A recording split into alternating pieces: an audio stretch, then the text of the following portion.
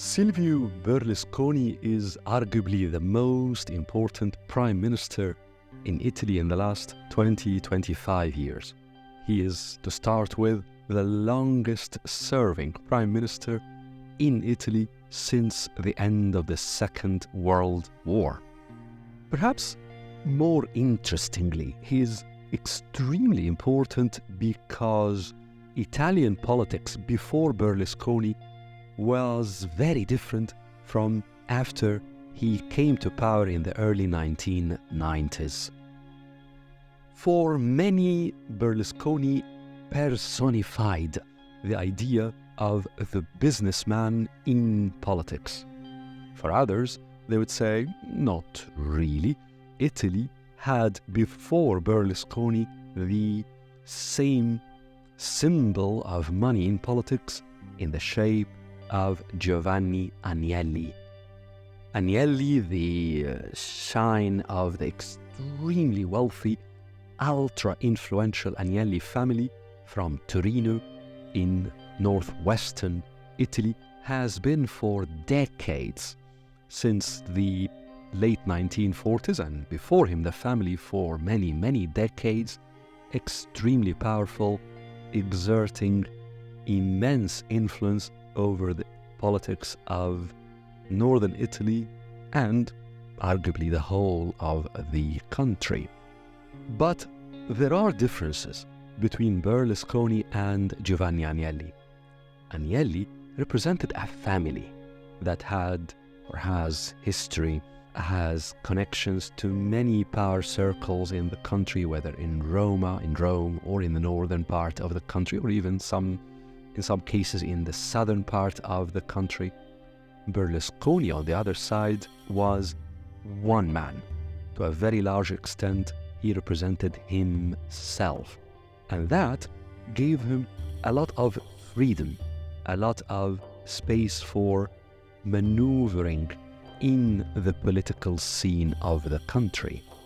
There was also a social difference between Agnelli and Berlusconi. Agnelli represented old money, almost aristocracy in Italy, almost. Berlusconi was the exact opposite. He was, to a very large extent, a self-made man, coming from within the Italian middle class and rising to the top of the business community, the economy, and ultimately politics. This very much personal positioning of Silvio Berlusconi in the country made him a sole player, a one-man show, if you'd like, because he was certainly far from the Italian aristocracy. He was far from the conservative forces in the society, whether conservative by political or socio-political values, whether conservative in terms of being close to the Catholic Church, of course, in Rome, and that is extremely important and influential, has been for centuries in the Italian society. Berlusconi, of course, was not only far from the Italian left, which was very powerful in the 1970s, 1980s, he was actually almost an enemy of the Italian left.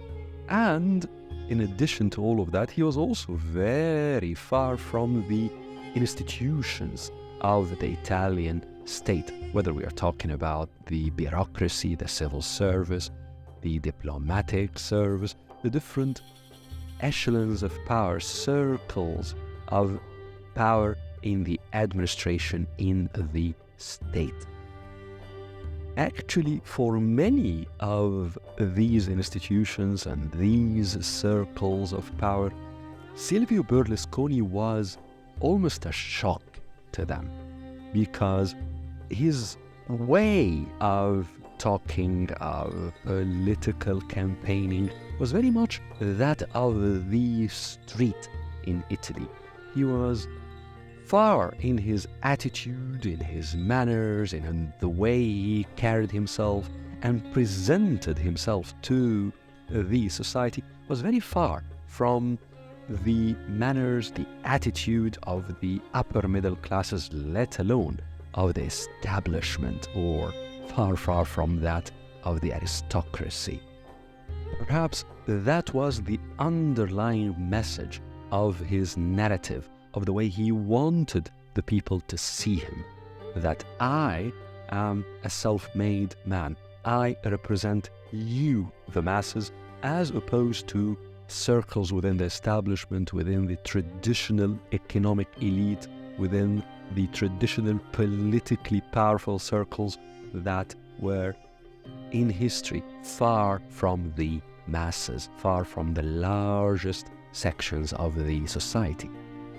This reach out to the Italian middle classes and the lower middle classes was very timely.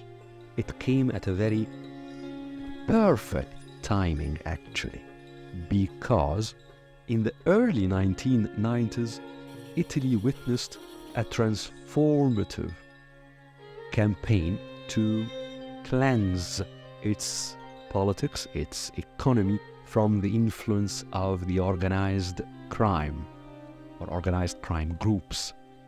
That campaign came to be known as the Mani Puliti, the clean hands, which was the work of a number of judges who took it upon themselves to launch a major campaign against the Cosa Nostra, one super powerful strand of the Italian mafia, which was, of course, for decades very well connected in different circles in the economy as well as at the upper echelons of Italian politics.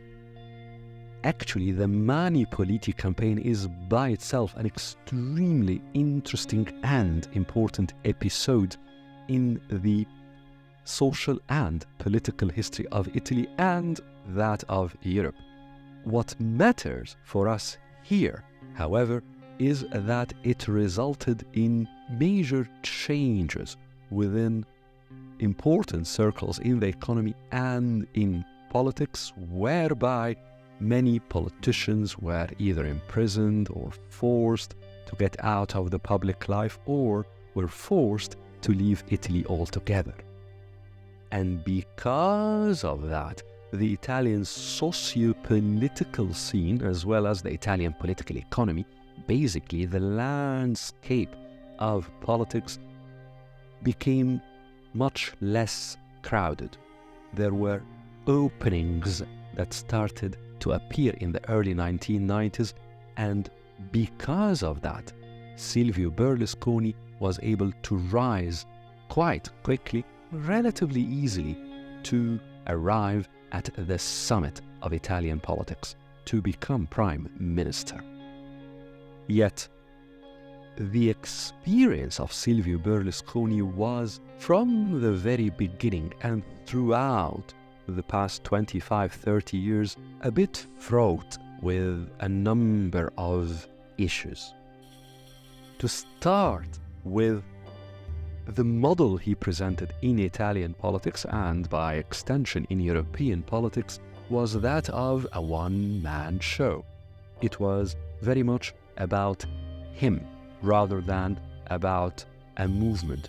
The party or the parties, because he actually established more than one party, the parties that he had established, the political movement that he gave rise to, the political thought that he embodied and propagated, all of that centered round him.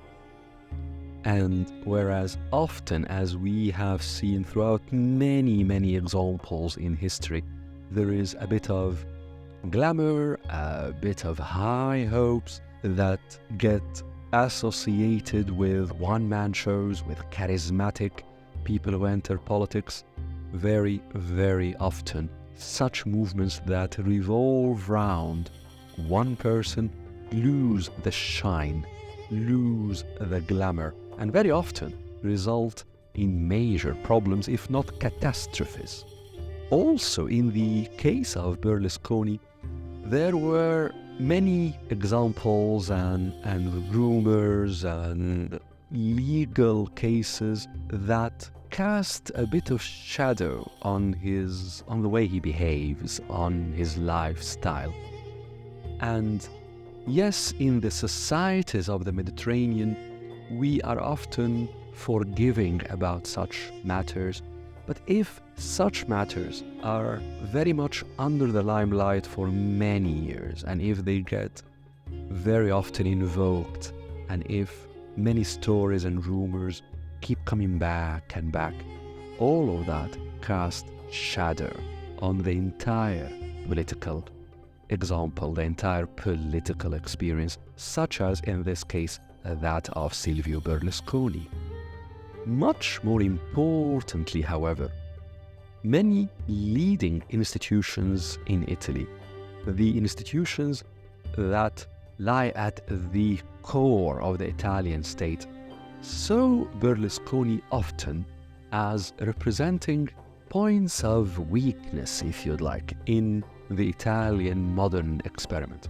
That's an interesting point to reflect upon, because Italy, like other countries that has a long history, a long civilization, and very illustrious modern history, has points, characteristics in its long history, whether in the ancient past, in the medieval ages, or in the last 150, 200 years, that are marvelous, that are points of real social strength.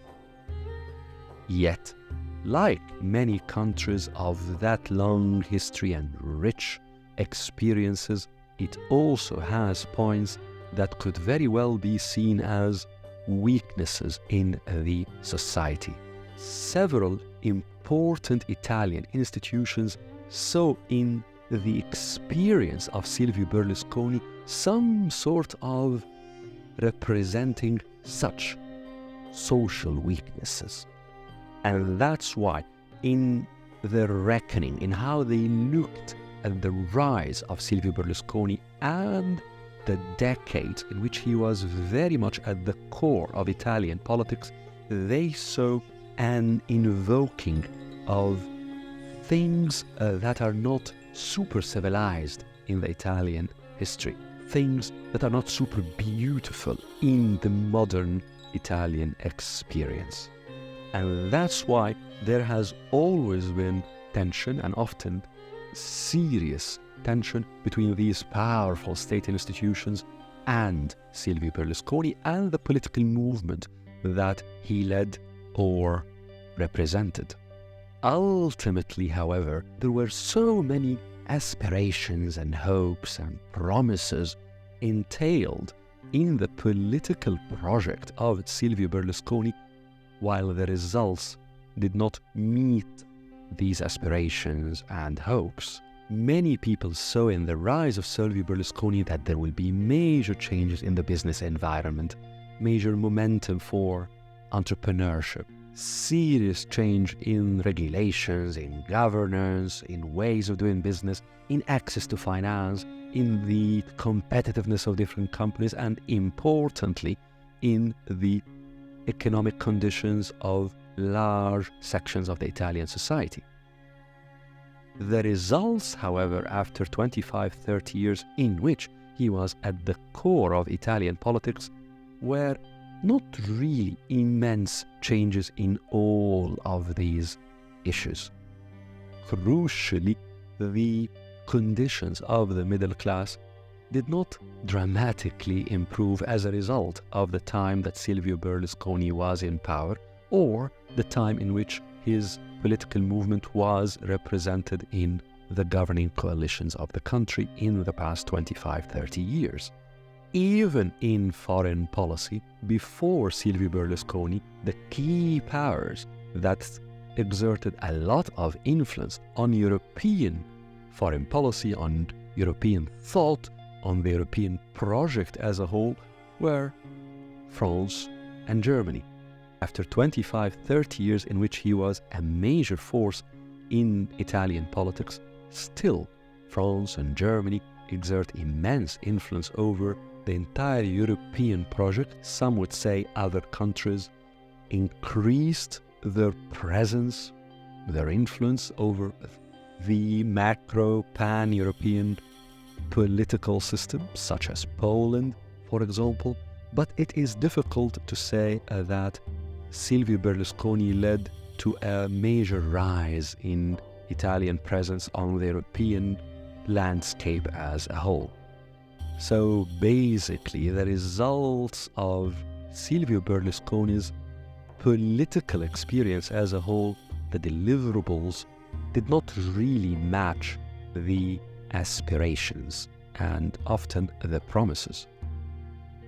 That's why now that Silvio Berlusconi has died, his party, his political movement has come to be one component, among others, in the right coalition leading Italy in 2023.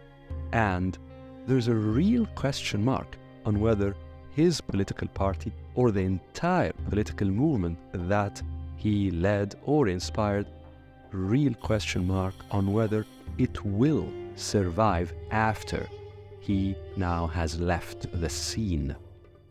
There are many in Italy who would say that despite all of these issues, the man has inspired certain changes, has led certain changes within the political economy of the country, and that's why now that he has left the scene, there are quite large groups in the country that do look at his time in power and the past 30 years in which he was a key force in Italian politics and society.